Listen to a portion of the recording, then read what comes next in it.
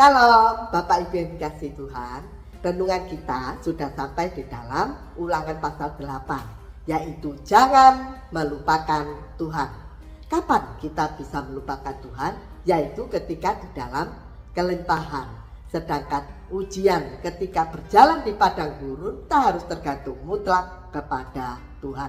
Bukan hanya pada roti, kekayaan, dan keberhasilan. Ini semua adalah anugerah Tuhan, bukan sekedar karena kekuatan kita sendiri. Tetaplah rendah hati, bersyukur, dan taat agar tidak jatuh dalam dosa kesombongan. Ya, Musa mengingatkan Ulangan pasal 8 ayat 18 yang berbunyi, tetapi haruslah engkau ingat kepada Tuhan Allahmu, sebab dialah yang memberikan kepadamu kekuatan untuk memperoleh kekayaan, dengan maksud meneguhkan perjanjian yang diikrarkannya dengan sumpah kepada nenek moyangmu, seperti sekarang ini. Bapak Ibu, terkadang banyak orang melupakan Tuhan ketika di dalam kelimpahan atau kemakmuran. Sebenarnya berkat itu ada dua dampaknya ya.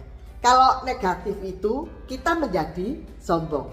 Tapi sebenarnya berkat yang besar itu positifnya adalah menjadikan kita saluran berkat bagi yang membutuhkan. Firman Tuhan hari ini sedang berbicara mengenai Musa secara berulang-ulang menyampaikan pesan yang didapatkan dari Allah ketika bangsa Israel saat itu sudah keluar dari tanah Mesir. Dan penyertaan Tuhan itu bukan karena usaha atau kekuatan mereka, tetapi ini adalah anugerah dan penggenapan janji Allah kepada nenek moyang mereka.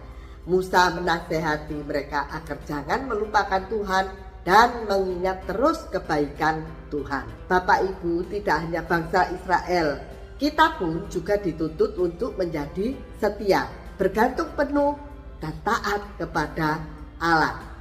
Bahwa Allah adalah sumber kehidupan itu sendiri. Melalui perjalanan panjang mungkin kita di padang gurun, ingat kekuatan Tuhanlah yang menjadi langkah kita untuk terus maju ke depan sampai kepada kematian dan berujung kepada kekekalan.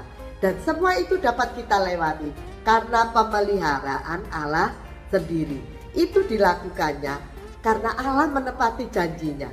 Tinggal kita saja yang harus berjalan di dalam janjinya. Kita haruslah menjadi orang yang jangan melupakan Tuhan, sehingga kita menjadi orang yang mati rohani atau buta rohani. Melainkan kita harus senantiasa mengingat bahwa semua yang kita miliki, semua hidup yang ada saat ini, baik senang, susah, sakit, semuanya adalah pemberian dari Tuhan. Selamat pagi, Tuhan memberkati.